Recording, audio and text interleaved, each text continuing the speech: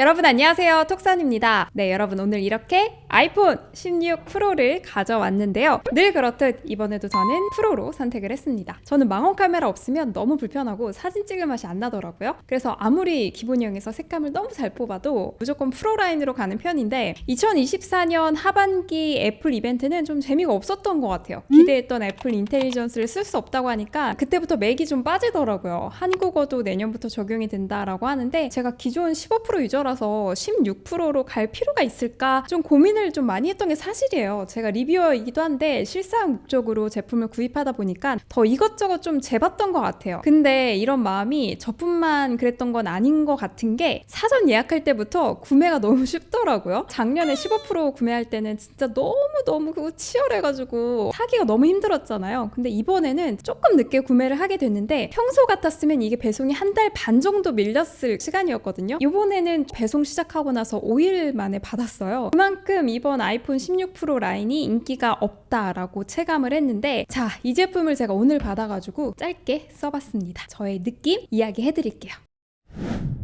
제가 기변을 할까 말까 고민을 했던 건 좀 무게가 무거워졌다라는 이유가 커요. 아이폰 15 프로가 187g이 되면서 무게가 정말 너무 가벼워졌다라고 하면서 좋아했던 기억이 있는데 이번에 다시 무거워졌거든요. 아이폰 16 프로 무게가 199g입니다. 12g이나 늘어났어요. 13 프로나 14 프로를 사용하셨던 분들은 두 제품들이 워낙 200g이 넘어가는 모델이다 보니까 16 프로를 드셨을 때 가볍다라고 느끼실 것 같은데요. 15 프로 유저분들은 저랑 같은 생각이실 거예요. 16 프로로 기변을 해서 이 늘어난 무게를 버텨야 하는 것인가? 그렇다면 그걸 감수해야 하는 이유가 뭐지? 라고 고민을 하실 것 같은데요. 이유를 좀 찾아보면 베젤이 줄어들었다는 것도 이유가 될 수 있을 것 같긴 하더라고요. 자세히 이렇게 들여다보면 16 프로가 더 얇다라고 맞출 수는 있을 정도이긴 한데 한눈에 두 제품을 딱 두고 베젤이 얇아졌다라고 말하기는 좀 어려워요. 진짜 좀 미세한 차이거든요. 티타늄으로 만들어진 것도 전면 세라믹 쉴드로 만들어진 것도 동작 버튼이 좌측에 위치한 것도 15 프로랑 같습니다. 다른 점이 있다면 전원 버튼 밑으로 카메라 제어 버튼이 새로 생긴 거, 요거는 달라진 점이에요. 요게 저도 궁금했습니다.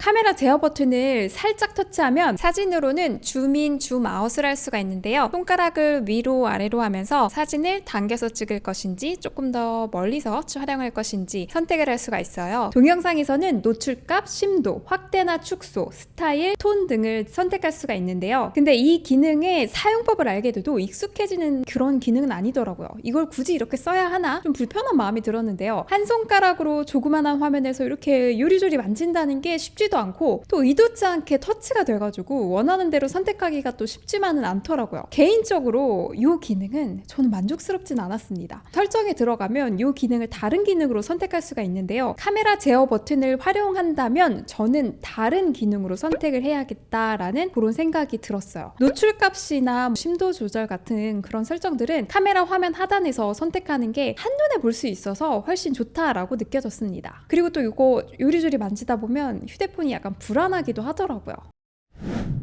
다음은 5배 망원줌을 볼게요. 기존 15 프로에는 2배 줌하고 3배 줌이 있어서 해당 기능을 저는 정말 잘 활용을 했는데요. 보통 음식이나 사물을 찍을 때는 3배 줌을 많이 했고 인물 사진을 찍을 때는 2배 줌을 제일 많이 썼던 것 같아요. 5배 줌은 15 프로에서 선택할 때 숫자를 요리조리 이렇게 만져야 해가지고 많이 썼던 건 아니었어요. 근데 이렇게 16 프로에서 5배 줌을 할 수 있게 하면 한 번에 선택할 수 있으니까 줌을 당겨서 촬영하는 일이 더 많아지겠다 싶은 부분이었습니다. 결과물에 있어서 두 제품 간의 차이는 근데 크지는 않았어요. 살짝 다른 부분이 있어도 그거는 취향 차이라고 느껴질 만큼 아주 미세한 차이가 있었는데 그냥 편리해졌다라고 보면 되는 그런 기능인 것 같아요.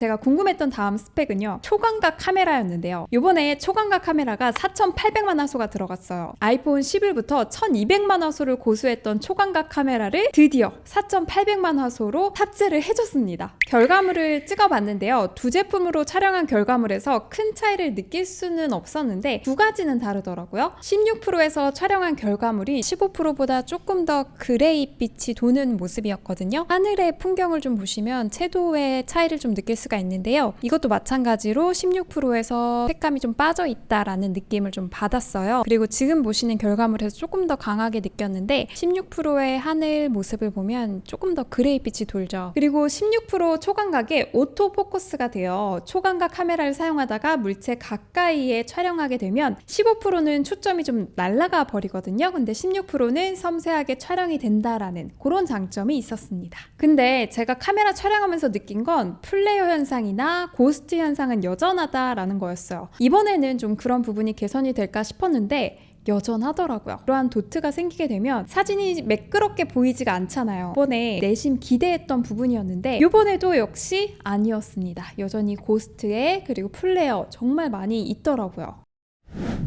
제가 16% 카메라 촬영을 하면서 만족했던 부분이 두 가지가 있어요. 일단 첫 번째로는 4K 120프레임 하고요. 그리고 두 번째는 오디오 믹스였는데요. 4K 120프레임부터 볼게요. 저는 워낙에 슬로우 모션 촬영하는 걸 좋아하는 사람이에요. 요거 잘 활용하면 조그만 스킬로 영상이 되게 화려해 보이거든요. 휴대폰 카메라에 들어간 슬로우 모션들이 예전에는 좀 노이즈도 끼고 아쉬운 경우가 많았는데 이번 16%에서 쓸 수 있는 4K 120프레임은 정말 훌륭한 수준이었는데요. 15%에서 좀 기변할 만하다라고 생각했던 가장 큰 이유 중에 하나가 4K 120프레임이었습니다. 제일 좋았어요. 4K 120프레임으로 촬영한 영상을 확대해도 막 뭉개지거나 깨지거나 그렇지도 않고 선명했습니다. 다음으로 만족했던 기능은 오디오 믹스 기능이에요. 보통 아이폰으로 촬영을 해도 저는 편집을 할 때 제 목소리에 조금 더 집중할 수 있도록 오디오 편집을 해서 영상을 만들었는데요. 아이폰 16 프로에 이 기능이 들어있어서 좀 기대 않고 써봤거든요. 차도에서 사운드 체크를 해보고 있는데요. 차도에서 이렇게 지나갈 때는 아무래도 제 목소리가 잘 안 들리다 보니까 이럴 때는 마이크를 따로 연결하지 않으면 조금 답답한 소리가 나잖아요. 그래서 한번 테스트를 해보고 있습니다. 차도에서 이렇게 지나갈 때는 아무래도 제 목소리가 잘 안 들리다 보니까 이럴 때는 마이크를 따로 연결하지 않으면 조금 답답한 소리가 나잖아요. 그래서 한번 테스트를 해보고 있습니다. 얼마나 저의 목소리를 담아줄 수 있는지 테스트를 해보고 있어요. 이 기능 진짜 괜찮아요. 정말 쓸만합니다. 돌아다니면서 영상 촬영하실 때 주변 사운드 줄여주기에도 너무 좋아요. 이 기능은 16%를 구입하시면 적극 활용하시면 좋을 것 같아요.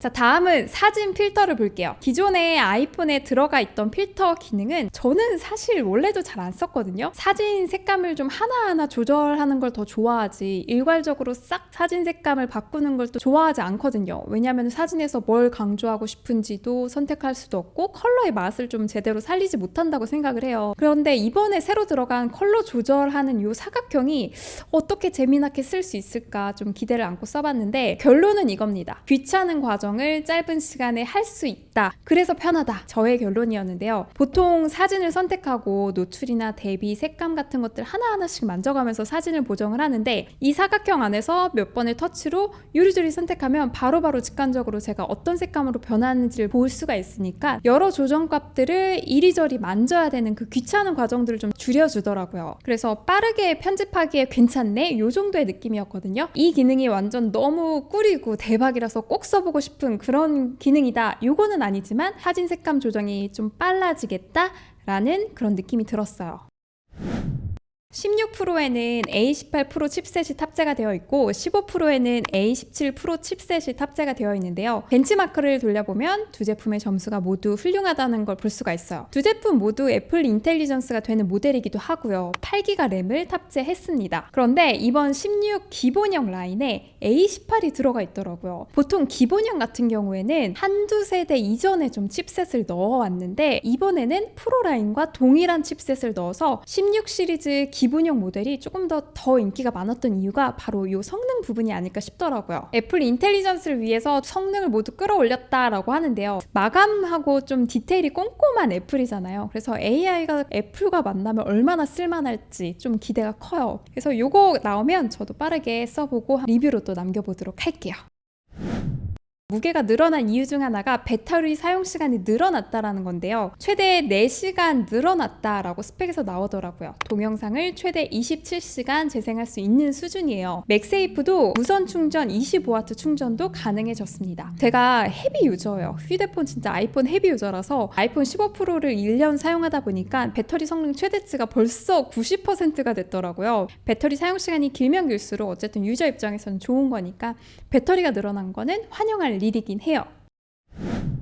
네, 여러분 오늘은 이렇게 아이폰 16 프로 소개를 했는데요. 오늘 영상 보시면 아시겠지만 제가 이번에 좀 감흥이 참 없죠. 보통 이렇게 신제품 공개했을 때 여러분 이 기능이 좋고 저 기능이 좋고 이런 얘기 정말 많이 했던 것 같은데 이번 시리즈 같은 경우에는 큰 차이를 잘 많이 못 느껴가지고 좀 심심했던 그런 리뷰가 아닐까 싶어요. 이 제품 사용하면서 4K 120프레임이나 오디오 믹스 정도는 참 인상적이긴 했지만 그러한 점이 15 프로에서 기변을 해야겠다라고 마음을 먹게 하는 그 이유까지는 안 되더라고요. 이번 신제품에서는 애플 인텔리전스로 할 말이 정말 많겠다라고 기대하고 있었는데 리뷰어로서 또 아쉬운 부분이 많기도 합니다. 여러분들이 15 프로에서 기변할까요? 라고 물어보시면 저는 한 세대 더 기다렸다가 내년을 좀 기약해 보시라고 말씀을 좀 드리고 싶고요. 만약에 14 프로에서 기변을 하려고 하는데 가격이 조금 더 내려간 15 프로로 갈까요? 아니면 이제 막 나온 16 프로로 갈까요? 라고 물어보신다면 요거는 좀 고민이 되더라고요. 제 결론은 휴대폰을 2년 정도 사용하신다라고 하면 15 프로도